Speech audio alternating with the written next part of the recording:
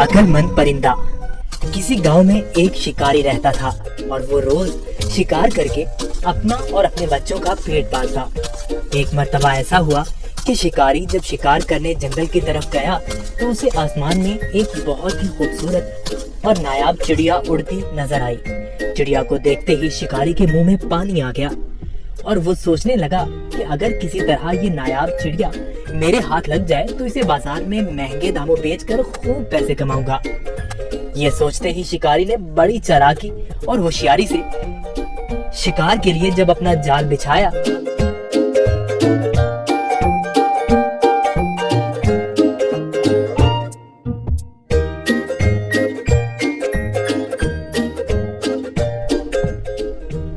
तो उसमें वो खूबसूरत चिड़िया फंस गई।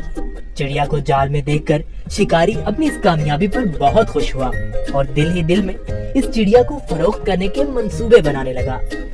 चिड़िया जाल से बाहर निकलने के लिए खूब फड़फड़ाने लगी, लेकिन जब चिड़िया की सारी कोशिशें नाकाम हो गईं और उसे जाल से आजाद होने की कोई सूरत नजर न आई तो उसने मायूस होने की बजाय बड़े इत्मीनान से शिकारी की तरफ देखा और कहने लगी, जरा मेरी बात तो सुनो। मुझ जैसी छोटी और नन्ही सी चिड़िया को पकड़कर आपको कोई फायदा नहीं होने वाला, क्योंकि अगर तुम मुझे ज़िबा भी करते हो तो मेरे थोड़े से गोश्त और गिनती की चंद नरम और नाजुक हड्डियों से तुम्हारा क्या बनेगा। और अगर तुम मुझे बाजार में फरोख्त भी करते हो तो तुम्हें कितने रुपए मिलेंगे। लेकिन तुम मेरी बात मानो और तुम मुझे इस कैद से आजाद कर दो तो मैं तुम्हें इसके बदले 3 ऐसी कीमती और अनमोल नसीहतें करूंगी जो हमेशा तुम्हारे काम आएंगी। इनमें से पहली नसीहत मैं तुम्हारे हाथ पे बैठ के करूंगी और नसीहत ऐसी होगी जिसे सुनकर तुम्हारा खून और बढ़ जाएगा।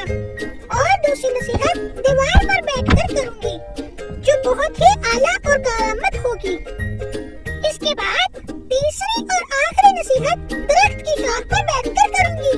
इसलिए अब तुम्हारी अक्लमंदी का यही तकाजा है कि तुम मुझे आजाद कर दो और मेरी इन तीनों नसीहतों पर अमल करके दुनिया में बड़ा नाम कमाओ। शिकारी ने चिड़िया की ये पेशकश सुनकर थोड़ी देर सोचने और गौर करने के बाद उसकी बात मानते हुए जाल की रस्सी खुद खोल दी। रस्सी खुलते ही चिड़िया उड़कर शिकारी के हाथ पर आ बैठी। पहली नसीहत करते हुए कहने लगी, किसी भी नामुमकिन बात पर कभी यकीन न करना, चाहे कोई भी कहे। ये बोलकर चिड़िया अपने वादे के मुताबिक फिर उड़ी और दीवार पर जा बैठी। वहीं से दूसरी नसीहत करने लगी, गुजरे हुए किसी भी बात का गम कभी न करना। मेरे इस छोटे से वजूद में 10 दिरहम का एक ऐसा कीमती मोती है जिसकी मिसाल पूरी दुनिया में कहीं नहीं।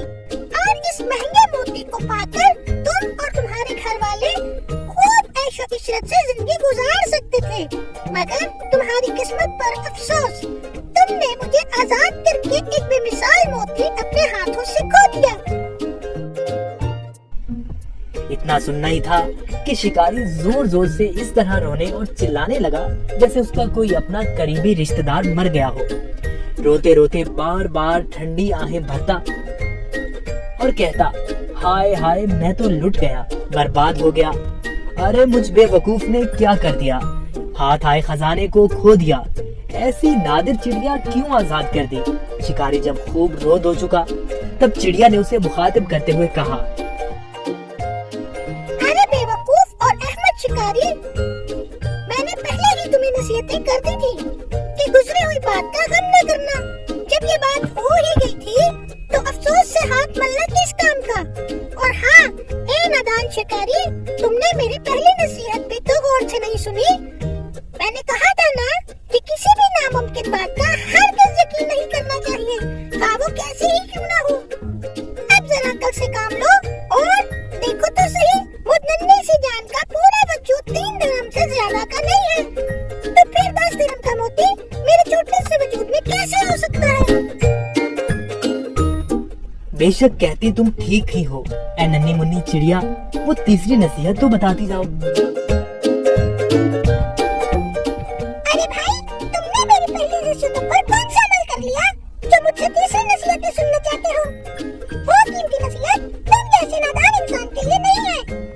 ये कहते ही फुर से चिड़िया उड़ी और शिकारी उसको देखता ही रह गया। देखा बच्चों आपने, वो नन्ही सी चिड़िया कैसी अपनी अक्लमंदी से इस शिकारी से अपनी जान बचाने में कामयाब हो गई।